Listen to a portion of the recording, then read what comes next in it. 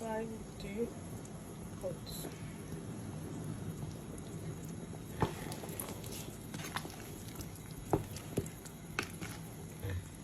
I have grounded crayfish here and add some